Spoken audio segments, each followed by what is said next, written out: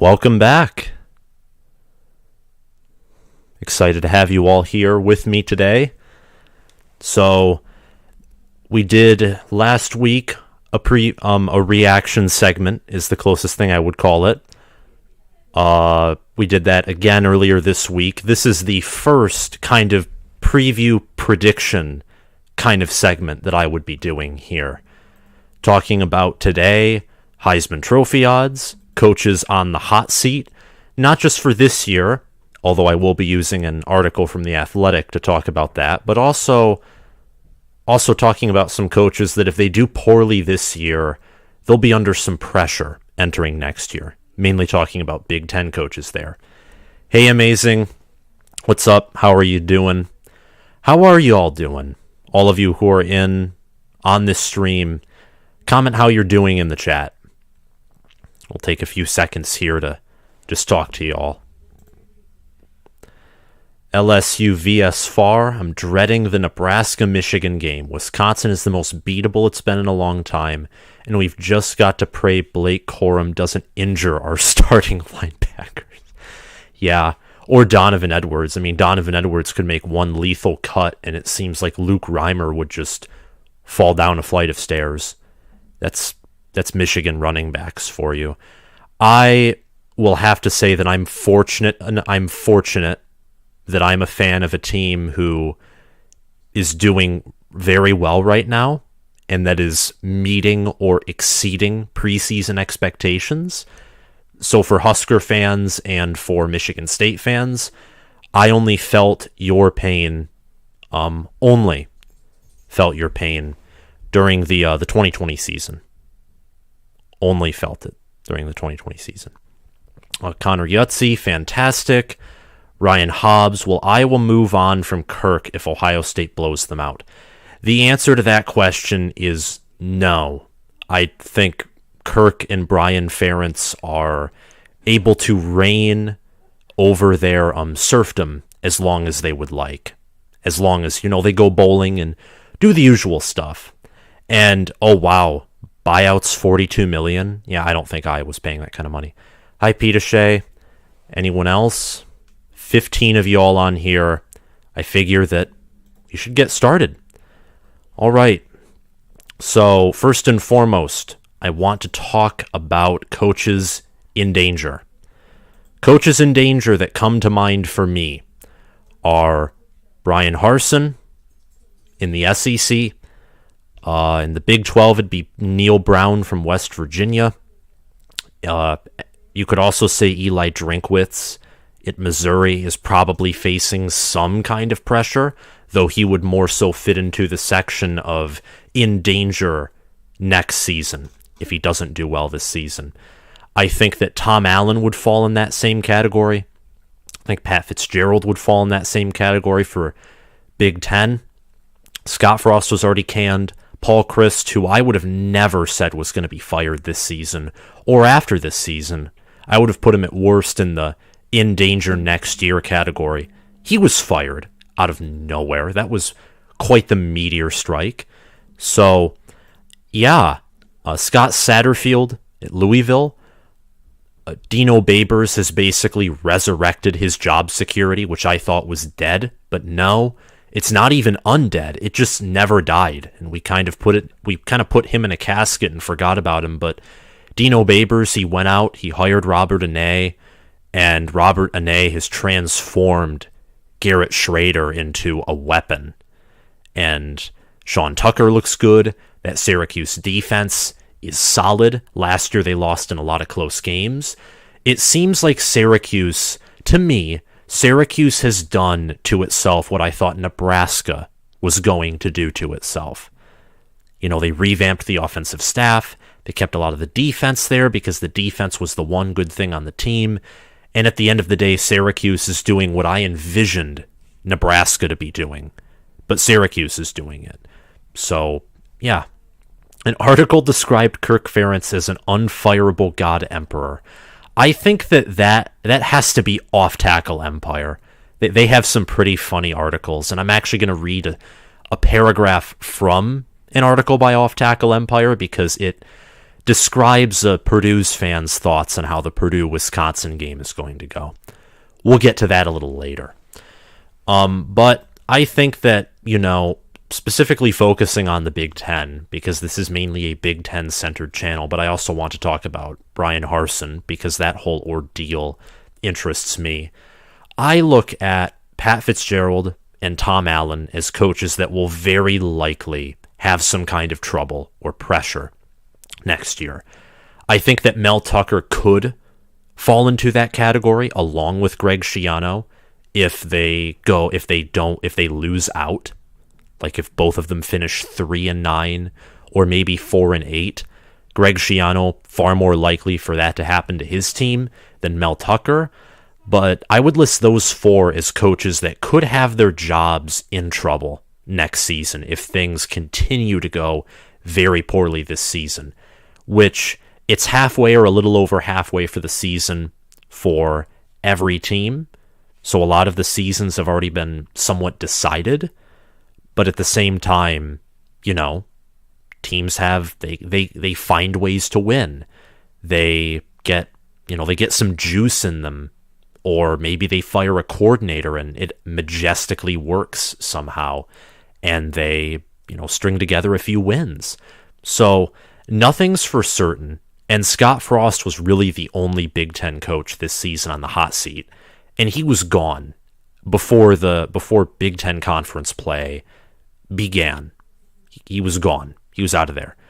Pat Fitzgerald, his only win is against Nebraska, which to me is just disgusting. It's absolutely disgusting. But yeah, I think Pat Fitzgerald, he's 1-5. It looks like Northwestern will probably go 1-11, maybe 2-10. Maryland, just as a little preview, is going to boat race that team.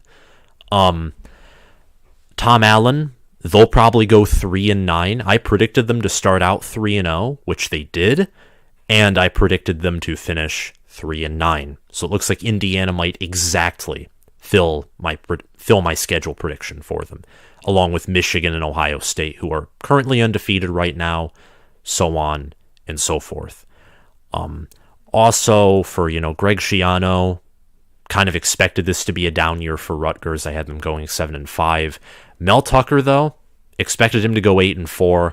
If you would have told me before the season that Mel Tucker could possibly have pressure or job security questions entering 2023, I would have laughed you to the curb.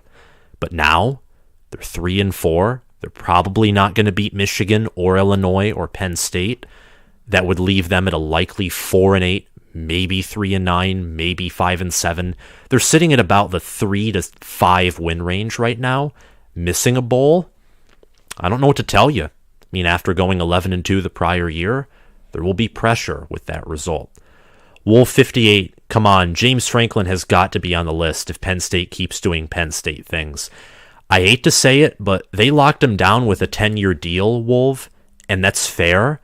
And if this was Michigan, if this was Michigan, his job would be under immense pressure. Ohio State, he would have already been fired. Michigan State, he would be safe, but rightfully so, because he would have won a Big Ten title there. And, he had good success for much inferior talent that he has at Penn State. Penn State, I think part of it has to be that ever since Joe Paterno and the whole Jerry Sandusky ordeal, which is just, it's evil what happened there, it sort of set them in a mode where they crave the stability that they had under Joe Pa. They crave it. And firing James Franklin, who's had multiple winning seasons and who's won a Big Ten title, there's some risk there. What if you fire him and you bring in the wrong guy, and then it turns out to be like a Bo Pelini type situation? Firing Bo Pelini would never have been looked at as a mistake if Scott Frost was the guy, for example. That would have never been viewed as a mistake, firing Bo Pelini, if Scott Frost truly was the man to bring Nebraska back to the promised land. I don't think Penn State wants to take risk here. I don't. And that's why I don't think Franklin will be safe after this season, unless, they lose to Minnesota, get blown out by Ohio State, and then they lose to Michigan State at the end of the year. Unless the Michigan loss completely broke that team, and they started out 5-0 last year, but then they finished 2-6. If that happens again, there'll be some pressure. But this Penn State team, they won on the road early twice. They have running backs. They have a run game, which is a part of Penn State's identity, so their identity is more secure than it was last year. Their defense has regressed, but James Franklin could have pressure entering next season. I honestly don't really see it happening, though it wouldn't surprise me given how they collapsed last season, and the beginning of 2020 was just a complete disaster. 29 FBS schools got new head coaches last year. This year isn't the best year to be getting a new head coach. No, it's not. Though at the same time, if you're a program like Nebraska, who has some prestige, to its name, and has some opportunity to it in the realm of NIL, you don't have USC or LSU competing for head coaching positions with you. You're kind of at the top of the list. Same with Wisconsin, so it's good for those schools, since a lot of, positions at, USC, Notre Dame, and LSU, they got filled last year. So now Nebraska and Wisconsin get to sit back, and they're the cream of the crop for this year's coaching carousel, in a certain sense. I now, just briefly talking about coaches on the hot seat, we'll move on to Brian Harsin. I almost said Brian Ferentz. Well, he should be as a coordinator, but he's not going to be, because because of, I think, Iowa's nepotism policy, Gary Barta technically is in charge of Brian Ferentz. I don't think that Brian Ferentz is going anywhere. So Iowa fans, if you do watch this channel, Iowa fans, the sad reality is your offense just is doomed.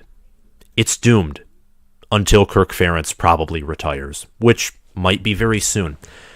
Brian Harsin at Auburn. I want to read this from The Athletic and then talk about it for a minute or two, and then we will move on to Heisman Trophy odds.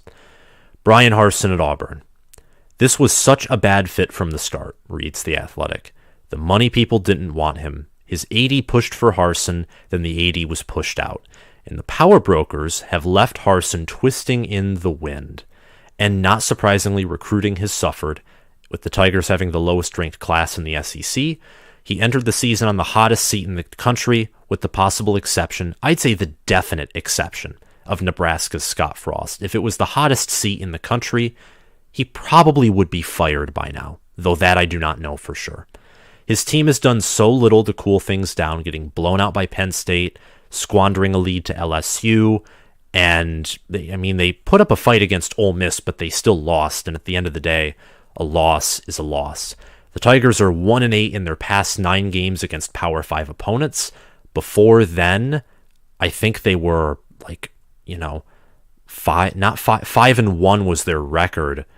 5-1, I think, was their record before their 1-6 collapse at the end of the season last year. Not against Power 5 opponents, but just in general. Auburn will owe Harsin $15.3 million if it lets him go this year, and they'd have to pay half of that. Half in 60 days. So I think this is bad. I kind of feel for the guy in a certain sense, Harsin, because they haven't given him resources, or they haven't given him really any chance in a certain sense. 6-7, this whole, in the preseason, the boosters and everyone tried to get everyone to question his character and get him fired, which just, there's no unity behind this man. Auburn is probably not making a bowl game, Full Metal Pilot says, and I had them going 7-5. I think I had them going 7-5 as well, and they're 3-4. They didn't beat Penn State, and I thought if the only way they were going bowling is if they were to beat Penn State, and they didn't. And they didn't just lose to Penn State; they got shellacked and mutilated and torn apart by Penn State.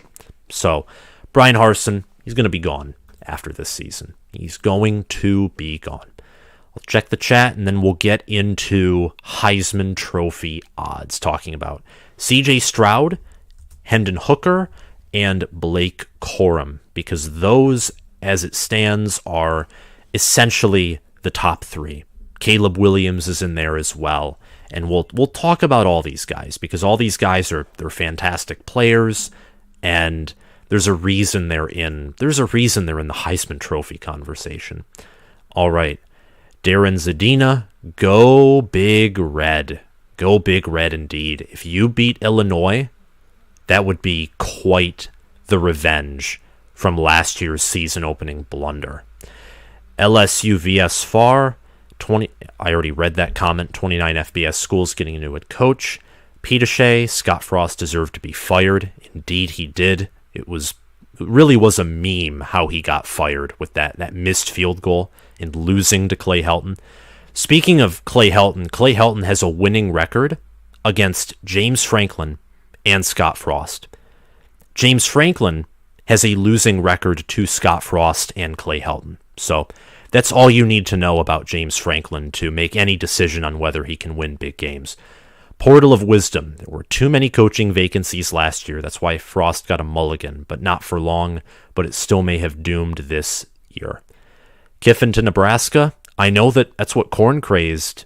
He says that's what he wants. He has Kiffin number 1 on his board, and it isn't even close. It's exactly what he said on his Instagram story. Wolf 58, just think, not too long ago, Auburn was at the top of college football universe. How quickly fortunes change. They were too impatient with Gus Malzahn. Amazing says he doesn't pay much attention to the media. Yeah, well, good for you, because honestly, part of me doesn't either. The reason I pay attention to it is just to keep up with storylines, and sometimes there is something that they throw in that is genuinely interesting. Okay, let's talk about the Heisman Trophy odds. They're from BetMGM, another article by The Athletic. In Week 8, the Heisman odds currently are CJ Stroud minus 110, Hendon Hooker at plus 450, Caleb Williams at plus 700, Blake Corum at plus 1,200, Bryce Young at plus 1,800, Dorian Thompson-Robinson at plus 2,500, same with DJ Uiagalelei and Jahmyr Gibbs, and Adrian Martinez, Drake May, and Spencer Sanders at plus 3,000. Stetson Bennett, who at one point was pretty high in the Heisman odds, is now at plus 5,000 because his play statistically and on the field and by the eye test is really petered off, if not gone down quite a bit.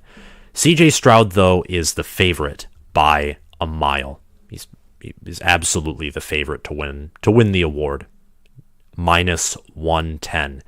And you look at his statistics, and it just tells you exactly why. Hi, Aiden. How are you doing?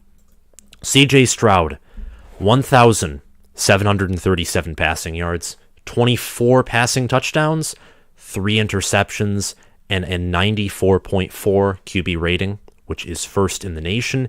He also has a 207.6 passer rating, which would tie the NCAA record set by Grayson McCall last year. So it's just, what he has done is crazy. And he has done this against competition that you look at all of them and none of the competition he's played are ranked. None of them are anything higher than above average. Notre Dame's the best team that they played, and he had just a 145 passer rating against them, 84.5 QB rating against them. But regardless of that, Ohio State is peaking, and Stroud is getting better and better, and Ohio State over the bye week, Travion Henderson, Mayan Williams were announced to be healthy, and we'll see how Jackson Smith-Njigba returns to health. All this to say that CJ Stroud and Ohio State's offense, they haven't been playing at full strength, and now they are. And CJ Stroud last year had a habit of peaking, especially in November, where statistically in November he just went completely off. November and the bowl game. He's played in 6 games so far. He's going to be tested by a really good Iowa secondary. But Stroud is just fantastic. And right now, he, in my opinion, is the only player. Well, Hendon Hooker and what he did against Alabama. It would be him and Hendon Hooker, as it stands, are the only current players who I think are deserving of the Heisman Trophy. Blake Corum, if Michigan beats Ohio State and he can, they're 7-0, he might reach 20 rushing touchdowns. If he does that and crosses 1,500 rushing yards, there will certainly be an argument for him, and he would certainly deserve that trophy too. And if Caleb Williams keeps on the path that he's on, and USC wins the Pac-12, they win the rest of their games, Caleb Williams will have an argument and will arguably deserve the trophy, in my opinion. Amazing says, I want Hooker or Blake the Great to win the Heisman. Blake the Great Corum. What him and Edwards did to Penn State, I will never stop talking about that, because 412 rushing yards, you cannot stop talking about that. Wolf 58, as an OSU alum, I would love to see another Buckeye win the award, but realistically, I don't give too much weight to it. I think it's become a media hype award. Listen, I agree with you. There's a reason that basically only quarterbacks have won the award, especially quarterbacks at bigger brand schools. Like, if we're real here, look at Pittsburgh this year. Pittsburgh's not a nothing burger, but Pittsburgh they're an average team now. They're back to an average team. Realistically, you look at, last year, Kenneth Walker or Kenny Pickett should have won the award. Then that's just my opinion. Kenneth Walker should have won the award, especially looking at how Michigan State's doing right now. Kenny Pickett should have been the runner-up. If it was truly the best player, including how critical they were to their team's performance, it should have been one of those two.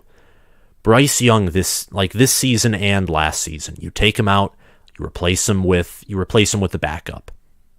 Does Alabama really do they really completely fall off the rails?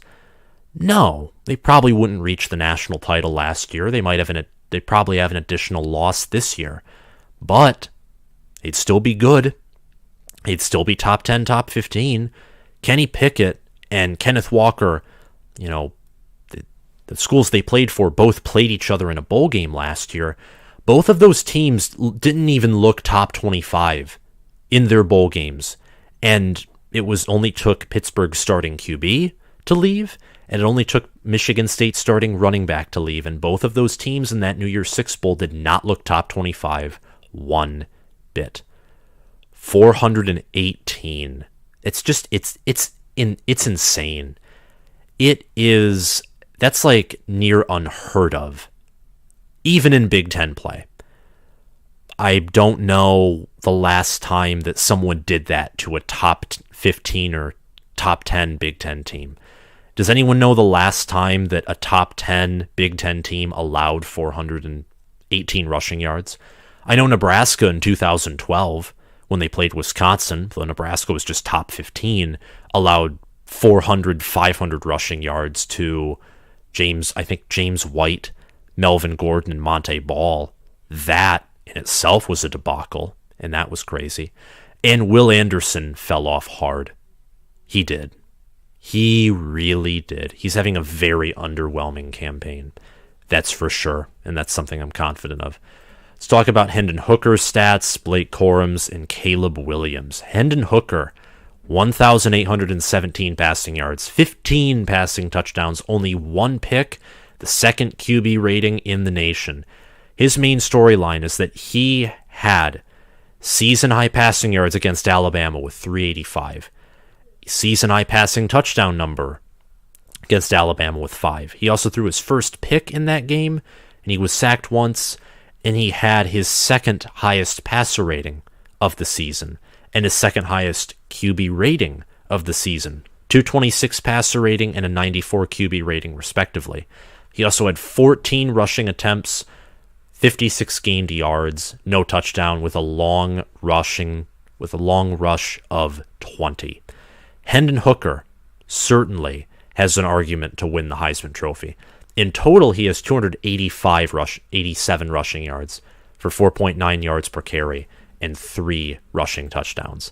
What Hendon Hooker did against Alabama, whose defense is a paper tiger in the passing category, but they're still viewed as like number 2 or number 3 or top 5 by efficiency and just raw talent.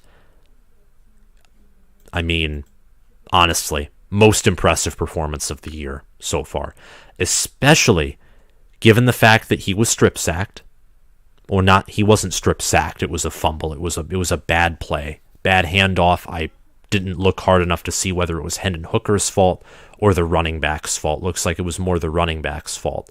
But absolutely impressive performance. Hendon Hooker responded to adversity.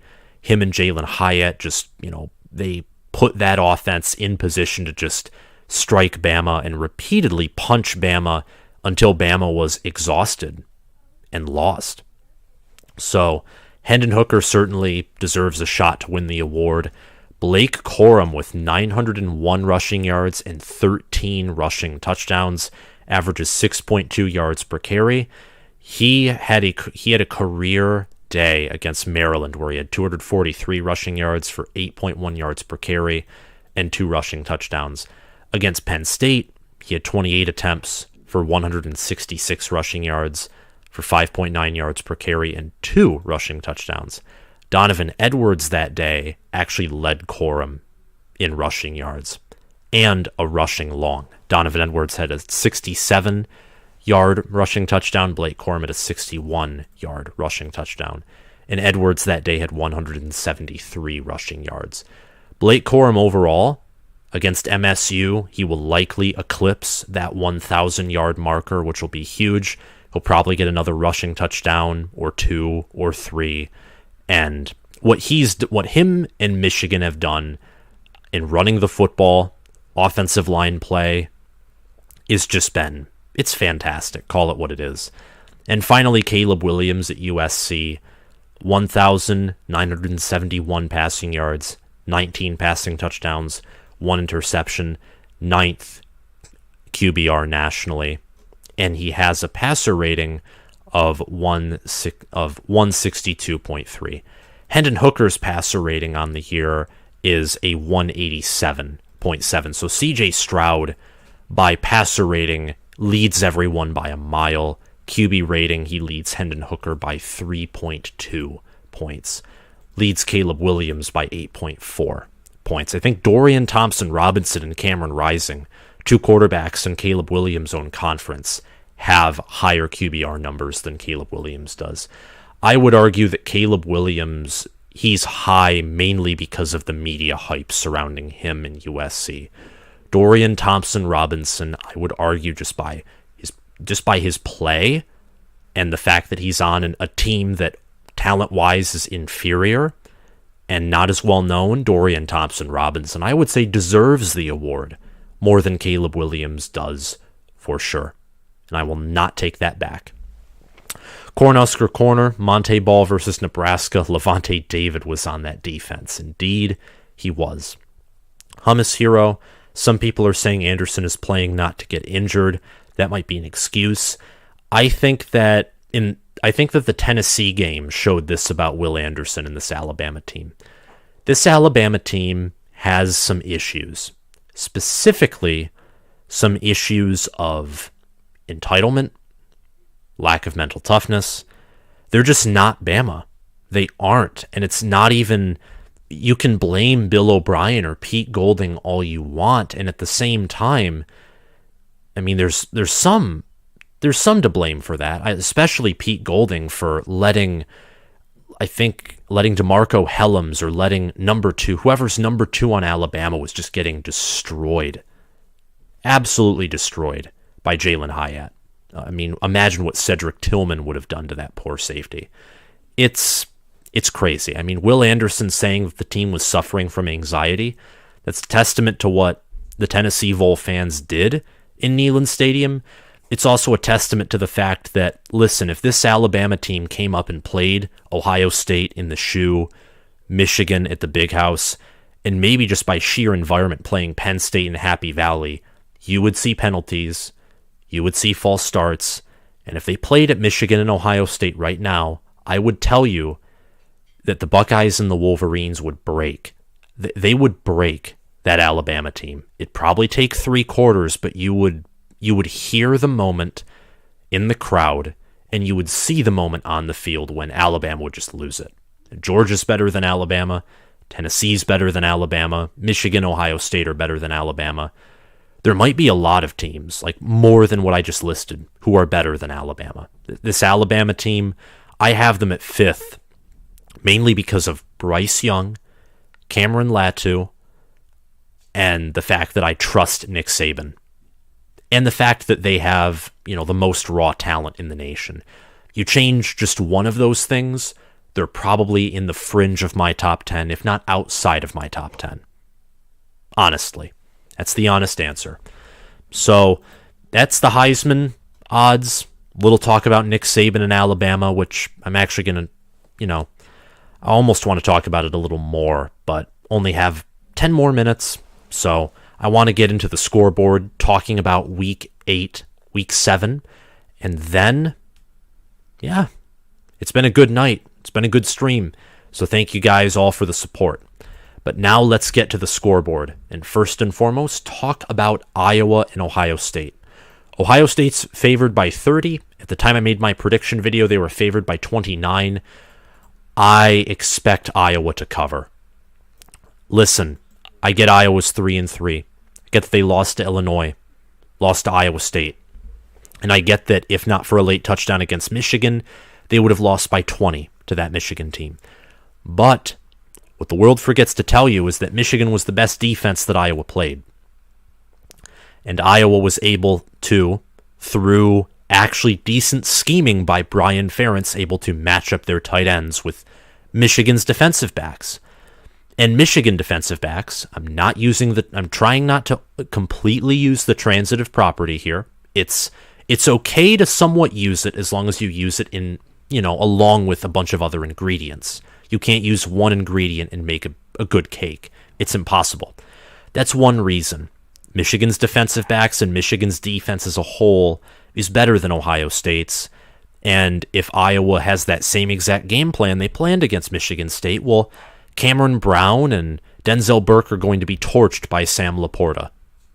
It's kind of, in my opinion, just a fact of nature to a certain degree.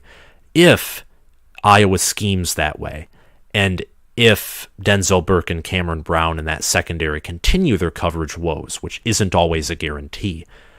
However, it's also in Columbus. Ohio State's offense is just, they're elite at passing, they're elite at rushing. Michigan is just elite at rushing, they're good to great at passing. And I think at the end of the day, Ohio State will overwhelm and they will beat Iowa. Iowa will not win this game. I just think that Iowa gets a turnover or two here, like they do every game. And I think that, Iowa, I think Iowa did actually, yes, they did have a bye.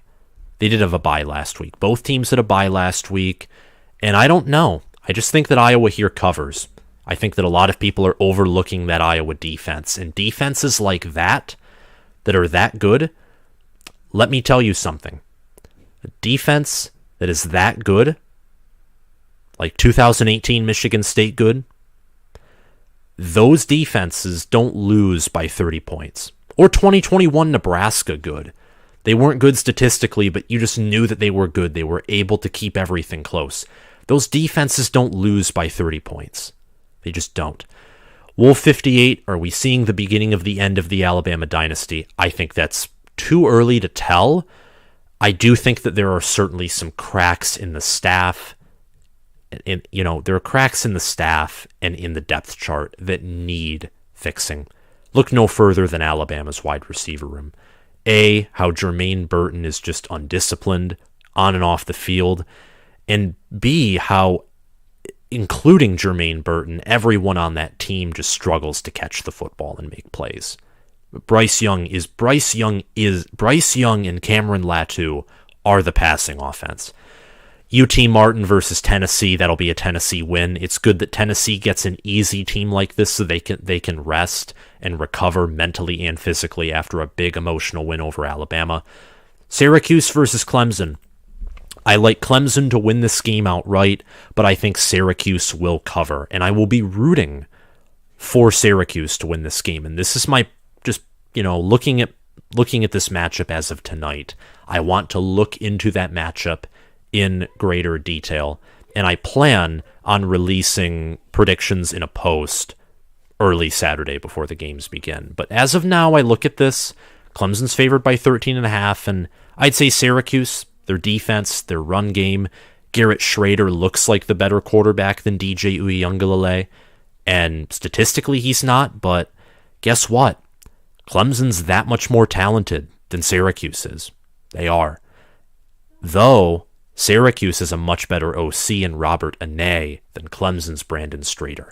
But because it's at Memorial Stadium, I'm going to take Clemson here in a game that will scare Tiger fans, a game that'll make people criticize Clemson, but it'll be another good win for Dabo and company. Cincinnati versus SMU. Cincinnati, they're favored by 3.5 points. Cincinnati's been winning close games after close games. I'm taking them again here just because. Ole Miss versus LSU. LSU's favored by 2.5. I don't know if I trust Ole Miss in this position here. I feel like, listen, Utah versus USC, 2015. Utah was number 3 in the nation and USC was favored over them. Now you may think it's asinine. Why are they favored? But LSU, they lost to Florida State in a very close game, and they lost to Tennessee. And Tennessee has an argument to be the number 1 team in the nation. LSU is also bipolar. They trend to two extremes. Either they are terrible or they are an unstoppable wrecking ball. This game's in Tiger Stadium. Ole Miss, their passing game, they've been relying a lot on their run game, like even more so than my Wolverines have. And LSU overall, they have the better quarterback play by a raw talent advantage. High school star talent, they have more talent there. I'm going to take LSU to win. And since it's by 2.5, I'm going to take LSU to just barely cover here. UCLA and Oregon, I'm picking UCLA. Granted, don't listen to my picks necessarily. I'm just, doing these as I see them. I just want to put that out there. Doing them as I see them. Nebraska versus Illinois, Lupe Pena, that's next week. Both of these teams have a bye this week. Hummus Hero, I think teams that are going all in the portal are really rolling the dice each year. Bama got Gibbs, sure, but all the other additions haven't been much. Yeah, Burton and Tyler Harrell, I thought were going to be much better additions. Turns out, I don't even think Tyler Harrell has even seen the field or had any impact, and Jermaine Burton is just not good. I don't want to put that much faith in Brian Kelly either, Wolf 58, but Lane Kiffin is a coach that honestly has been falling up as a coach, and Ole Miss is 7-0. They're 3-0. They've played a lot of close games. I don't trust them to be a playoff contender, though if they win this game, I'll tell you what, even if they win and LSU doesn't look good, it's in Tiger Stadium. LSU's a borderline top 25 team. This would be a signature win for Lane Kiffin, regardless of how LSU performs. UCLA, I think that the Bruins will beat Oregon. UCLA's had a tougher schedule. Autzen Stadium is hard to win in, and it's terrifying, but you have Dorian Thompson-Robinson and Zach Charbonnet. Your offense is going to do damage. It's just going to. And Oregon's favored by 6. I think that UCLA is just straight up the better team. Oregon's best win is BYU, a team that I was very high on in the preseason, and BYU's 4-3, and they do not look good. Texas at Oklahoma State. Texas is favored by 6.5, and I think this is justified because with Quinn Ewers at quarterback, Texas is a top 15 to top 10 unit. I think they handle Oklahoma State, a loss in Boone Pickens Stadium. Boston College and Wake Forest. Wake Forest is favored by 20.5. I'm just going to take Wake Forest to cover here.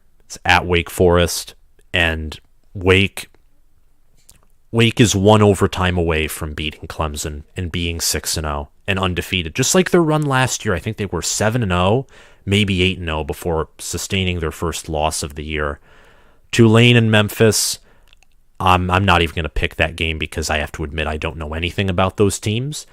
Mississippi State at Alabama. Alabama's favored by 21. It's in Bryant-Denny Stadium. Everyone's saying that, oh, Alabama's mad. You have to pick Alabama. Here's what I'm going to say. All I'm going to say is Bama played close versus Texas and Texas A&M. You didn't get mad Alabama after those close games. Now they play Tennessee. All this news is coming out about Bama and how broken they are. Well, how broken they sound. They aren't broken. If they are, then maybe we are seeing the beginning of the end of their dynasty. I don't think Alabama loses, though I would love to see Mike Leach beat Nick Saban, because I think I privately in a conversation with my dad said Mike Leach is going to beat him. Like 1 year, he's going to beat Nick Saban. If it's this year, it's awesome. But I think Alabama's going to win this game. I just don't know if they're going to win by 21 points. I really draw that into question.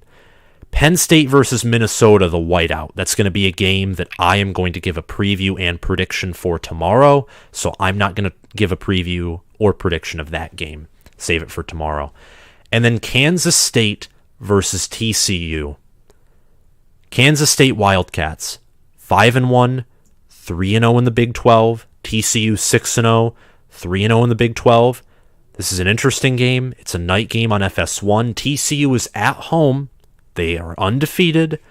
They're much more efficient than Kansas State, and they're ranked much higher than Kansas State. But here's the problem.